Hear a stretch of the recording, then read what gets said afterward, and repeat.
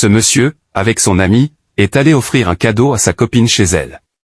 Arrivé là, il donne le cadeau à sa copine, et la fille est très contente. Elle prend le cadeau, elle l'ouvre, et puis elle trouve un pain à l'intérieur, rempli de gari. Elle dit, « Quoi ?» et elle regarde le mari et renverse tout sur lui. Le mari était vraiment étonné. La fille commence à le gifler et lui dit, « T'es malade ou quoi ?» Et tout ce qui était dans le carton est tombé par terre. L'une des amies de la fille était là. Elle regardait, puis elle prend le pain et trouve de l'argent dedans. La copine ne la calcule même pas. Elle prend le pain par terre, déchire le sachet, puis elle prend quelques morceaux du pain avec toute sa force et les met dans sa bouche 2 fois.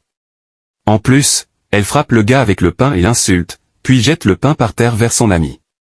À ce moment, son ami trouve des dollars à l'intérieur du gari. Elle se met à dire, « Cette fille est impatiente, mais voilà de l'argent. » Elle essaie de calmer la fille, mais l'autre la repousse et l'insulte en disant qu'elle est vraiment en colère et que si elle l'énerve encore, elle va la gifler. La fille continue d'insulter son gars et dit, « On dirait que dans votre famille, vous n'êtes que des moutons. Et toi, tu m'amènes du pain ?» La fille, qui était son amie, supplie le gars de ne pas se fâcher. Elle prend aussi le pain, regarde dedans et trouve une clé de véhicule tout neuf à l'intérieur du pain. Mais la fille continue toujours d'insulter le mari. Elle prend le pain restant qui était dans les mains de son ami, et elle le force à manger, jusqu'à lui gratter les yeux et le faire tomber de force par terre. L'ami du mari, qui était présent, voit ça et dit à la fille, « Tu vois que tu es inconsciente. » La fille l'insulte en retour, « Je ne suis pas une villageoise. Pourquoi un imbécile comme ça m'amène du pain et du gari en disant que c'est un cadeau ?» Pourtant, la fille insulte encore le mari. L'ami du mari aide à se relever tranquillement. Et l'ami de la fille essaie encore de calmer la fille pour lui faire comprendre, mais la fille est toujours impatiente, jusqu'à vouloir lui donner un coup de poing. La fille continuait d'insulter le mari en disant, « Je savais bien que tu étais avare, plus que ça. Je t'espionnais pour qu'un jour je découvre ton vrai visage. Un homme qui ne connaît même pas la valeur d'aucune fille, et tu pensais que moi, je serais avec toi. Non non non, ne pense jamais à ça. Sinon, tu es fauché. » Sa copine continuait de ramasser l'argent qui était dans le gari par terre. Après avoir tout ramassé, elle vient vers la fille pour lui faire comprendre qu'elle avait tort. La fille voit l'argent et regarde sa copine. Et la copine dit, « Voilà ce que j'essayais de t'expliquer, de te calmer depuis. Mais c'est toi qui sais parler, c'est toi qui n'es pas une villageoise. Toi aussi, regarde tous ces dollars, c'était à l'intérieur du gari. Et la clé se trouve à l'intérieur du pain. Et au moment où tu menaçais ton mari, elle s'y trouvait. » Et la fille commence à sourire vers son mari. Le mari la regardait tranquillement et ne savait pas quoi dire. La fille commence à retirer tout le gari qu'elle avait versé sur le mari, et lui dit, « Tu sais bien que je t'aime, n'est-ce pas?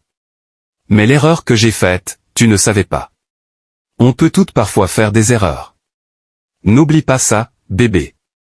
Tu sais bien à quel point je t'aimais. » Quelques minutes après, un véhicule vient se garer devant eux, et cette voiture est celle qui était promise à sa femme. Un monsieur bien habillé descend de la voiture et vient vers le mari. Dit, « Bobs, voilà la voiture. Le travail que vous m'aviez commandé. » Le mari dit, « Ok, merci beaucoup mon cher. Tu vois cette voiture? Tu me ramènes ça à la maison tout de suite et tu m'attends là-bas. » Le monsieur dit, « Bobs, explique-moi un peu, car je ne comprends rien jusqu'à présent. » Le mari dit, « Écoute-moi très bien. Ma femme vient de me verser mon propre gari dessus, et en plus elle voulait m'enlever les dents. » Et le monsieur dit, « Avec tout ce que tu viens de faire. » Le mari dit, « Si tu ne me crois pas, voilà un témoin à côté de moi. » Et l'ami du mari dit, « Le témoin est toujours sur ton corps, parce qu'il y a encore du gari dans ta poche. » Le monsieur dit, « Ok boss, je dois exécuter votre parole tout de suite. » La femme commence à supplier, disant qu'elle ne savait même pas du tout, qu'elle s'excuse beaucoup, en pleurant. Le mari ne demandait rien d'autre que son argent et la clé du véhicule chez sa femme. Il prend l'argent, et l'ami du mari dit, « Ou bien tu veux une paire de gifles d'abord. Voilà ta copine qui est mieux que toi-même, jusqu'à verser du gari sur son mari. Même si elle passait sur la route et qu'elle voyait son mari en difficulté, c'est comme ça qu'elle ferait, comme si elle ne l'avait pas vu. » Et l'ami de la fille aussi commence à supplier le mari. Le mari ne parlait même pas, il tendait juste la main pour prendre sa clé. Et comme l'ami de la fille tardait, le mari dit, « Je crois que c'est toi qui vas prendre 2 paires de gifles à la place de ta seconde, maintenant. » Puis elle jette la clé par terre. Le mari prend la clé et la donne à son second.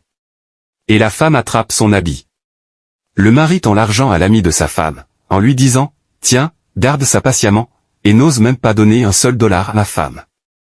L'ami de sa femme dit, « Tout ça, je ne crois pas ». Puis elle prend l'argent, et le mari dit à sa femme, « Si jamais tu oses encore me toucher, je vais te faire quelque chose que tu ne vas jamais aimer. Tu n'as même pas considéré la présence de mon ami. » Et le mari part. La femme court derrière lui et le supplie, et le mari lui dit, « Tu sais bien que je ne te devais rien du tout, hein ?» La femme demande pardon. Le mari dit, « Mes amis me parlaient de ça, mais je ne donnais pas d'importance. Heureusement que tu m'as montré ton vrai visage, à moi qui suis un villageois. » Le mari part, et le monsieur prend aussi la deuxième voiture. Ils partent tous les deux. Elle revient en pleurant chez son ami. Au moment où elle la touche, son ami lui dit, « Peut-être que cette fois-ci, c'est moi qui vais te gifler et te donner quelques coups de poing. » La vie, c'est la patience. Dis-moi en commentaire, si c'était vous à la place du mari, que feriez-vous? Quelle serait votre réaction?